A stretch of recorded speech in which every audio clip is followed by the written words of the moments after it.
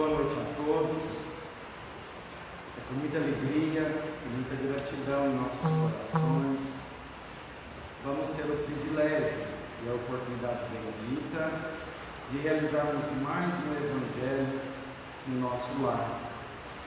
E nesse instante, nós vamos fechando os nossos olhos, mentalizando a imagem de Jesus, de mãos estendidas sobre as nossas frontes, e de suas mãos recaem fluidos benéficos, salutares e curadores.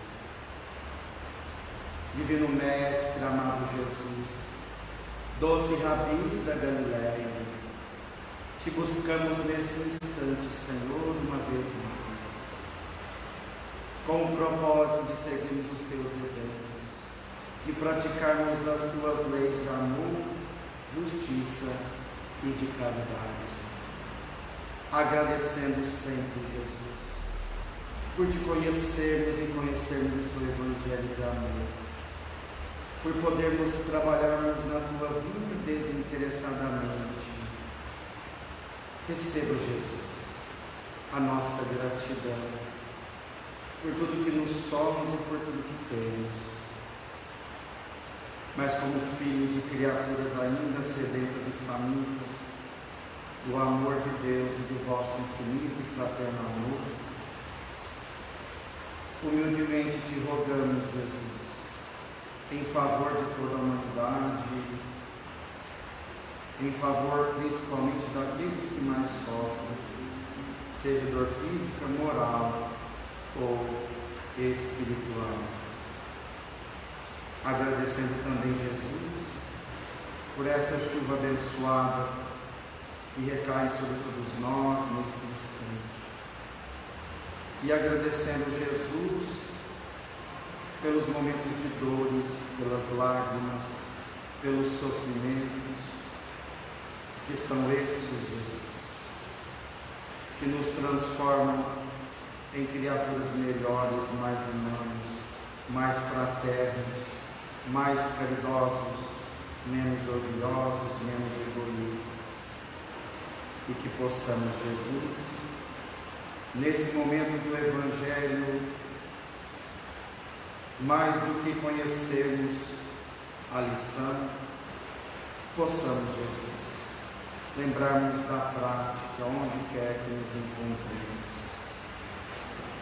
E assim, Jesus, em seu nome, em nome de Deus, nosso Pai, de Maria Santíssima, nossa querida Mãe, de toda esta pleiade de espíritos amigos que aqui se encontram junto de nós, que se encontra no lar de cada um dos nossos irmãos à distância, damos por aberto o Evangelho no lar desta noite, eternamente gratos.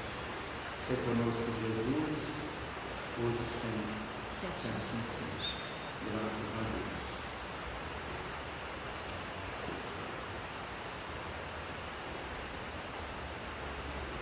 Para a nossa reflexão e, sobretudo, para a prática do nosso dia a dia, do Evangelho segundo o Espiritismo, capítulo 8, item 13.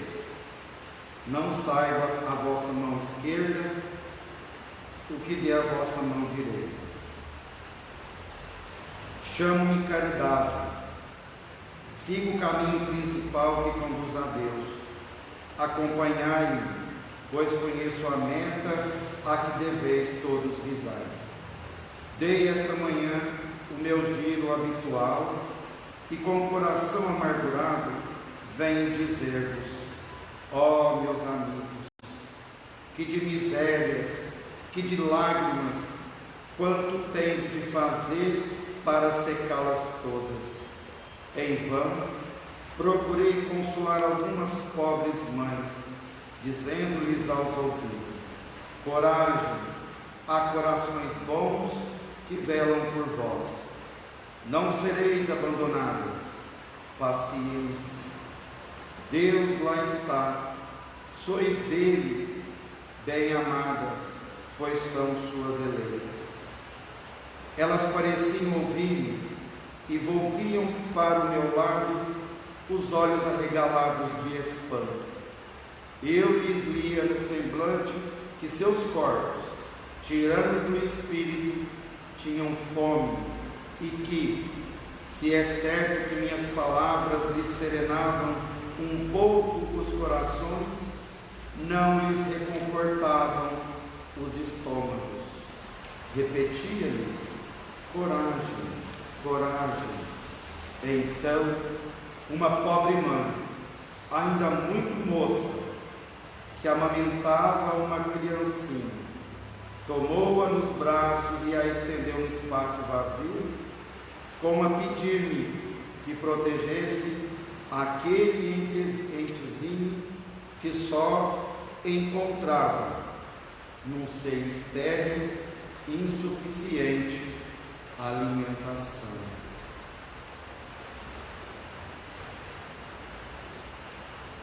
Quando nós somos convidados a praticarmos a caridade na sua mais pura essência, desinteressadamente, nós precisamos primeiro lembrar do próximo. Quando diz a lição desse espírito que se nomeia caridade, que percebe aquelas mães desesperadas, aquelas crianças mal alimentadas, nós precisamos lembrar-nos de que nós só seremos felizes à medida que nós espalharmos felicidade aos outros. Nós, segundo o IBGE, são mais de 800 milhões de pessoas, irmãos nossos, que sentem fome, que passam fome no mundo. E se nós ainda, na condição de cristãos, ou seja, seguidores do Cristo, sabendo dessa informação, vivenciando isso no nosso dia a dia, nós colocamos a nossa cabeça em um travesseiro e nós dormimos tranquilamente, alguma coisa ainda está errada. Está errado porque ainda somos muito egoístas. Nós esquecemos da necessidade do outro. Nós esquecemos da importância do acolhimento. Nós pedimos muito em nossas preces para que Jesus possa cuidar e velar dos nossos irmãos nos sanatórios, nos presídios, nos asilos, nos orfanatos, nas casas de recuperação. Pedimos para os nossos irmãos em condição de rua, mas nós esquecemos de que nós também podemos e devemos sermos a extensão dos braços de Jesus, a também amarmos, ampararmos, acolhermos todos aqueles em situações mais difíceis do que as nossas. Quando nós estamos no conforto do nosso lar, quando nós temos a nossa despensa abastada, quando nós ainda não passamos por necessidade ou fome, nós ainda esquecemos daqueles que jazem sobre a palha, daqueles moribundos que se encontram nas ruas, com fome, com frio. Nós esquecemos e nós precisamos lembrarmos da caridade em movimento, de não deixarmos para depois, de aproveitarmos o tempo que nós estamos tendo. Porque quando nós praticamos a caridade ou qualquer outro sentimento nobre, nós com certeza somos os mais beneficiados. Tamanha grandeza de Jesus que Ele nos deixa o Evangelho nos explicando que não existe só a caridade material, sobretudo a mais difícil, que é a caridade moral. Dar do que nos sobra é muito fácil, não é? Difícil é dar daquilo que nos falta. Abrir a despensa farta, cheia, é fácil. Dar daquilo que nos falta é mais difícil. Ah, Shaolin, mas eu não estou tendo tempo de fazer caridade, nem material, muitas vezes nem moral. Haja vista da nossa correria incessante no nosso dia a dia. Se nós não estamos tendo tempo, e se a caridade é dar o que nos falta, é aí que nós temos que realmente doar de nós mesmos.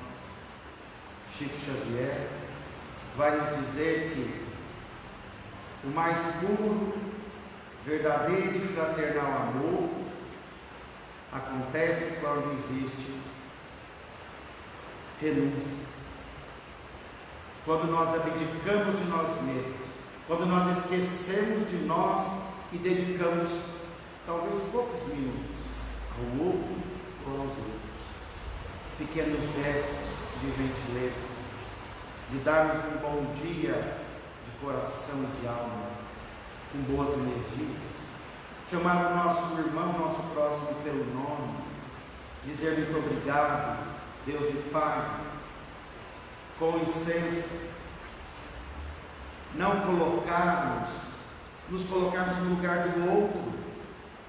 Quantas vezes gestos tão pequenos, quando nós chegamos para estacionar o nosso veículo, e existem duas vagas, e nós, sem pensarmos no outro, ocupamos as duas vagas.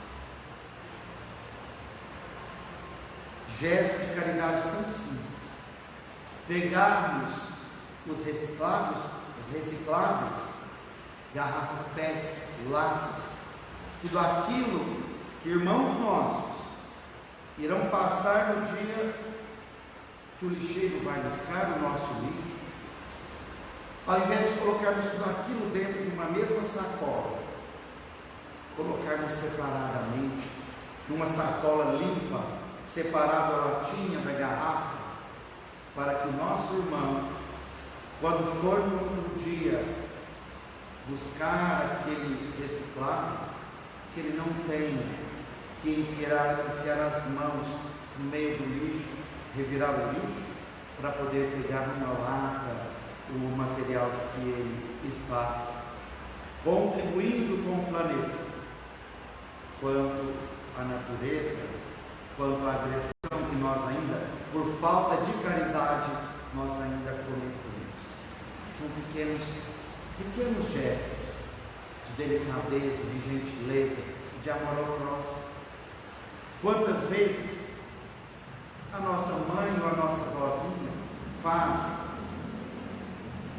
prepara o almoço com tanto amor, aquela refeição, e nós deveríamos e poderíamos ter a caridade de lavar as louças, nós deixamos ainda para as nossas vós, para as nossas mães. E aí a gente precisa repensar muitas coisas, meus irmãos, de jornada terrena. Quando eu falo, os primeiros ouvidos que ouvem são os meus. Então, caridade moral é nós, segundo o Evangelho de Jesus, é nós tolerarmos uns aos outros.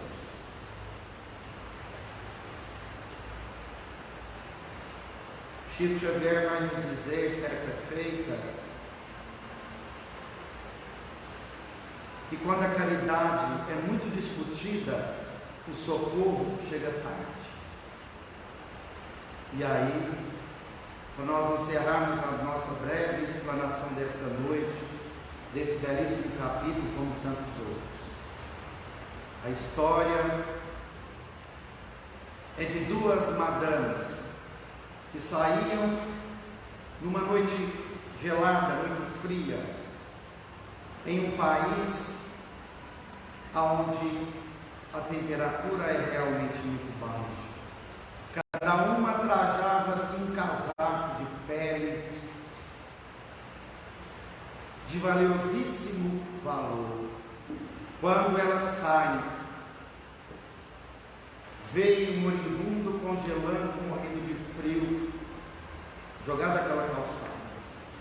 Uma se apieda quando vai tentar tirar o casaco, cobrir o moribundo de piedade, a outra então impede e diz: não faça isso, minha irmã.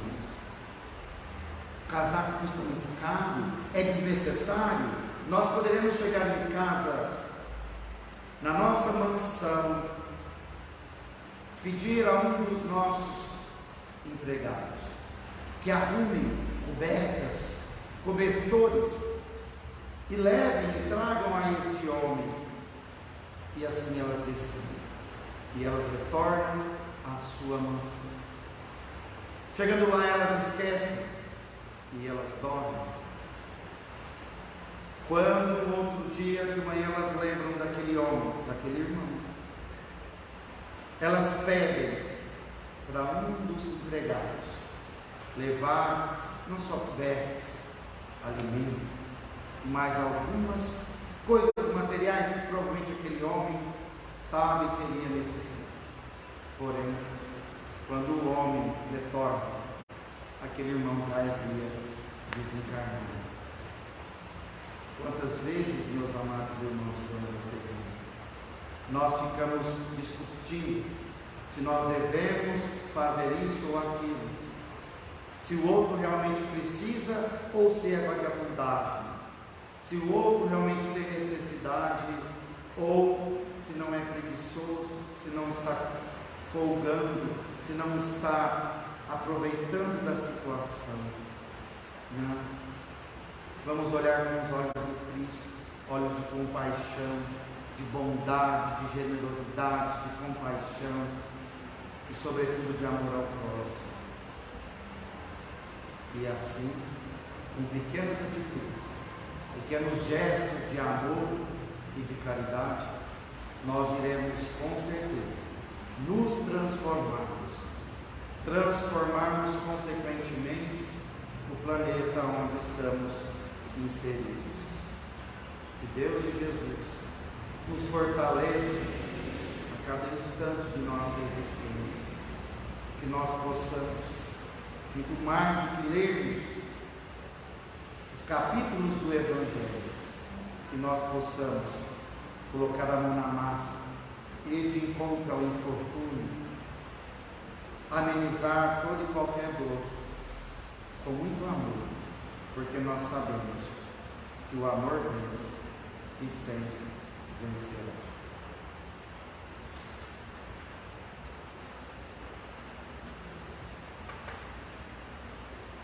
Para completar a nossa leitura do Evangelho, do livro Pão Nosso, que na realidade tem muitos, dentro do movimento espírita, eu estava falando com a Ana Cláudia, com a Thaís, muitos chamam o livro Pão Nosso de Pau Nosso, né, porque é muita paulada. Cada lição que nós lemos, nós somos incitados, convidados, né, a nos melhorarmos intimamente, né? Nenhuma obra de Jesus, nenhuma obra espírita vai nos forçar nada, tudo é um convite, né? Se nós vamos aceitar esse convite, depende de cada um de nós. Então, no livro Pão Nosso, lição 31, com caridade, todas as vossas coisas sejam feitas com caridade. Paulo, 1 Coríntios, de 16 a 14. Ainda existe muita gente que não entende outra caridade, além daquela que se veste de trajes humildes aos sábados ou domingos para repartir algum pão com os desfavorecidos da sorte, que aguarda calamidades públicas para manifestar-se, ou que lança apelos comovedores nos cartazes da imprensa. Não podemos discutir as intenções louváveis desse ou daquele grupo de pessoas. Contudo, cabe-nos reconhecer que o dom sublime é de sublime extensão. Paulo indica que a caridade, expressando o amor cristão, deve abranger todas as manifestações de nossa vida. Estender a mão e distribuir reconforto é iniciar a execução da virtude excelsa. Todas as potências do Espírito, no entanto, devem ajustar-se ao preceito divino, porque há caridade em falar e ouvir, impedir e favorecer, esquecer e recordar. Tempo virá em que a boca, os ouvidos e os pés serão aliados nas mãos fraternas nos serviços do bem supremo. Cada pessoa, como cada coisa, necessita da contribuição da bondade, de modo particular. Homens que dirigem ou que obedecem reclamam-lhe o concurso santo, a fim de que sejam esclarecidos no departamento da casa de Deus em que se encontram. Sem amor sublimado, haverá sempre obscuridade, gerando complicações.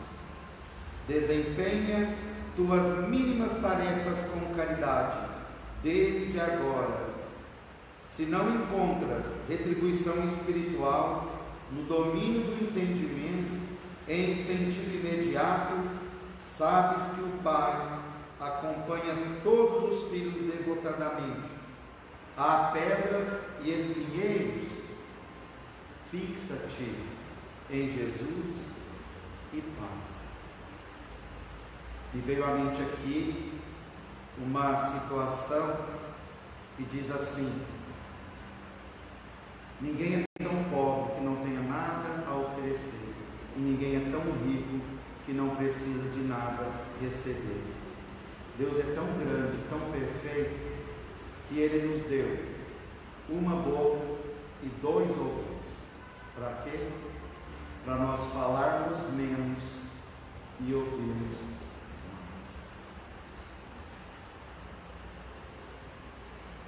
Divino Mestre, amado Jesus, não conseguimos externar a nossa alegria, a nossa gratidão, uma vez mais. Humildemente te pedimos, Senhor Jesus, pelos nossos irmãos encarcerados nas cadeias públicas, mas sobretudo, Jesus, por todos nós ainda encarcerados e presos, na falta de caridade, no desamor, na falta de perdão, te rogamos, Jesus, pelos órfãos, por aqueles que se encontram nas casas de recuperação, sobretudo, Jesus, nós te rogamos, por todos nós que ainda na condição de doentes, da alma, do corpo ou do espírito, ainda vivenciando o orgulho e o egoísmo, a chaga da humanidade, te rogamos, Mestre Jesus, por todos os nossos irmãos em condição de rua, aqueles, Jesus, que não te conhecem e não conhecem o teu Evangelho, mas, sobretudo, Jesus, cuida de todos nós, que já conhecendo o seu Evangelho, conhecendo a ti, Jesus, ainda deixamos de praticar os teus ensinamentos divinos, nas infinitas oportunidades que nos é concedida todos os dias. E assim, Jesus, sabendo que podemos e devemos ser a extensão dos teus braços, a fim, Jesus, de auxiliar-nos nesta grandiosa tarefa de amor ao próximo, que possamos, meus irmãos, deixar-nos nos envolvermos pela luz de Jesus, pelos nossos anjos guardiões, quando somos convidados, na condição de trabalhadores da última hora, a aproveitarmos o tempo para assim exercermos a prática maior, do amar a nós mesmos, como o próximo, como nós mesmos. Porque o amor cura, o amor liberta, e é o amor que vai iluminar o nosso planeta, o nosso coração, o nosso lar, onde quer que nos encontremos. Fluidifica, Jesus, por acréscimo de vossa misericórdia infinita, as águas dos lares que se encontram nesse instante, praticando o Evangelho na sua presença.